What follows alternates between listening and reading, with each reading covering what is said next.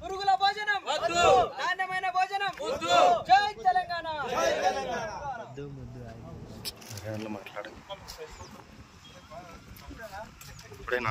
Visit చేద్దామనంటే ఈరోజు మమ్మల్ని లోపలికి కొనియకుండా మన పోలీస్ డిపార్ట్మెంట్ వాళ్ళతో మమ్మల్ని అడ్డుకోవడం కూడా సిగ్గుచేటు అని చెప్పేసి కాంగ్రెస్ ముఖ్యమంత్రి గారికి నేను అంటున్నా. కాబట్టి ఇట్లాంటి చర్యలు చేయకుండా మేము విజిట్ చేయొద్దనుకుంటే మీరు అక్కడ మంచి భోజనాలు పెట్టండి, మంచిగా చదువులు చదివించండి. మేము ఎందుకు పోతాం? మన పిల్లలు విద్యార్థులకు ఇబ్బంది అవుతుంది కాబట్టి మేము పోవాల్సి వస్తుంది, విద్యార్థుల కొరకని పోవాల్సి వస్తుంది. మీరు మంచిగా చేయండి, మేము పోము, హాస్టల్లో పోము. మమ్మల్ని ఈ రకంగా విజిట్ కూడా చేయనిస్తే కూడా మీకు కూడా ఒకవేళ ప్రజాస్వామ్యాన్ని అడ్డుకోవడమే. ఎందుకంటే మేము విజిట్ చేస్తే అక్కడ ఉన్న అవకతవకలన్నీ కూడా బయటపడతాయని చెప్పేసి భయపట్టే మమ్మల్ని ఆపే ప్రయత్నం చేస్తున్నాం.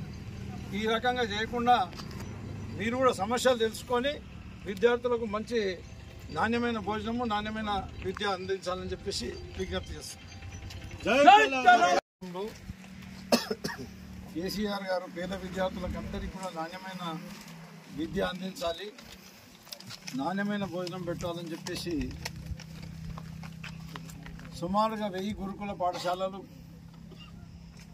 కేసీఆర్ గారు అధికారంలో ఉన్నప్పుడు, ముఖ్యమంత్రి ఉన్నప్పుడు 1000 గురుకుల పాఠశాలలు తెలంగాణ రాష్ట్రంలో ఓపెన్ చేయడం జరిగింది. ఆ 1000 గురుకులాలు కూడా 10 సంవత్సరాలు విద్యార్థులకు అన్ని రకాల సౌకర్యాలు, వాళ్ళ ఇంటికాడ దొరకని విధంగా అన్ని రకాల సౌకర్యాలు అందించుకుంటూ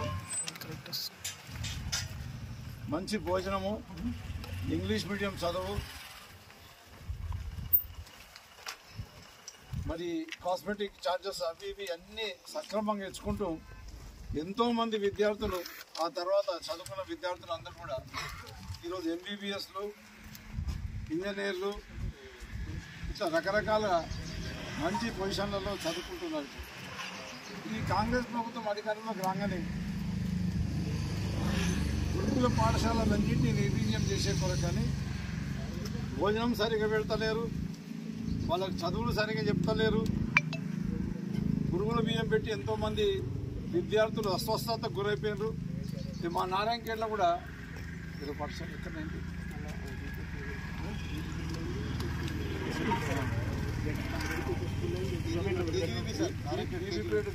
బీబీపేట గ్రామంలో మధ్యాహ్నం భోజనంలో కూడా అట్లా జరిగింది. కేజీబీబీ నారాయణఖేడ్లో కూడా భోజనాలకు సరిగా పెట్టాక పురుగులు అన్నం పెట్టేసి పిల్లలందరూ కూడా అస్వస్థతకు గురైనరు. వామిటింగ్స్ అండ్ అది లూజ్ మోషన్స్ పిల్లలకు జరిగి ఎంతోమంది పిల్లలు దగ్గర ప్రాణాపాయానికి పోయి మళ్ళీ వాపసు వచ్చిండ్రు. ఆ నీళ్ళల్లో కూడా కాలుష్యం ఉంటుంది. సంజయపేటలో నీళ్ళు తాగలేకనే నీళ్ళు తాగి ఇద్దరు చనిపోయినరు. అట్లాంటి నీళ్ళే మరి ఇక్కడ విద్యార్థులకు కూడా అందజేస్తున్నారు. ఈ రకంగా ఇవన్నీ చేసుకుంటూ ఎంతోమంది విద్యార్థుల ప్రాణాలు, సుమారుగా 400 మంది విద్యార్థులు ఈ కాంగ్రెస్ పార్టీ అధికారంలోకి వచ్చిన తర్వాత రేవంత్ రెడ్డి ముఖ్యమంత్రి గారి నాయకత్వంలో ప్రాణాలు పొడగొట్టుకోవడం జరిగింది. ఇప్పటికైనా కాంగ్రెస్ పార్టీ వాళ్ళ బుద్ధి మార్చుకొని ఈ గురుకులాలన్నీ కూడా ఏవైతే కేసీఆర్ గారి ఆనవాళ్ళు దూడిపేద్దామని అనుకుంటున్నారో అవి కేసీఆర్ గారి ఆనవాళ్ళు కావు, కేసీఆర్ గారి పునాది రాళ్ళు. ఎందుకంటే పేద పిల్లలు కూడా మంచిగా చదువుకొని బాగుపడాలని చెప్పేసి ఆయన వేసిన పునాది రాళ్ళు. మీరు తీసేసినా బెకిలిద్దామన్నా బెకిలేరు. మీరు వచ్చిన తర్వాత అయితే గురుకులాలు పెట్టలేరు, మీరు అధికారం ఉన్నప్పుడు గురుకులాలు పెట్టలేదు. ఇది ఒక కొత్త డ్రామా తీసుకొని వచ్చాను. మేము ఇంటిగ్రేటెడ్ స్కూల్స్ ఏర్పాటు చేస్తున్నామని చెప్పేసి ఒక కొత్త నాటకం తీసుకొని వచ్చారు.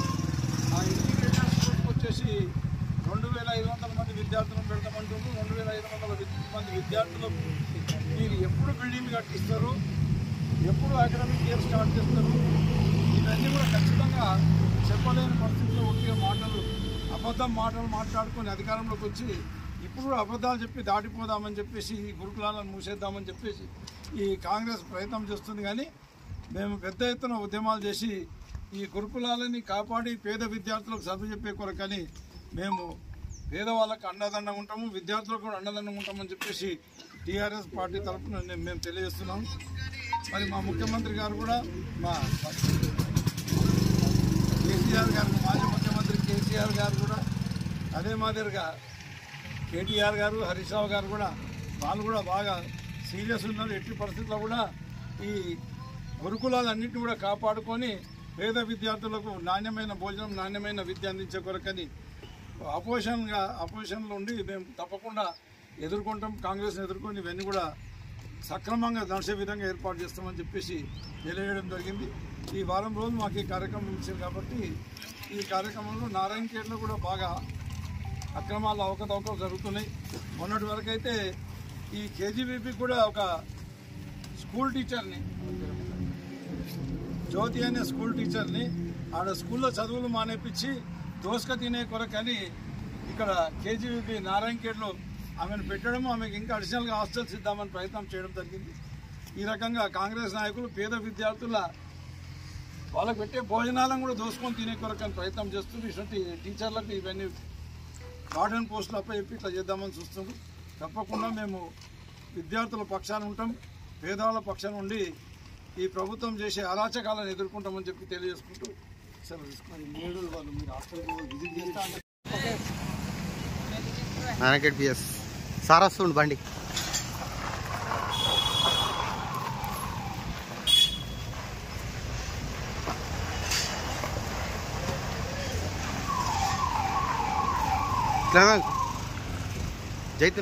జై తెలంగాణ, జై తెలంగాణ, జై తెలంగాణ, జై తెలంగాణ, జై తెలంగాణ, జై తెలంగాణ, జై తెలంగాణ, జై తెలంగాణ, జై తెలంగాణ.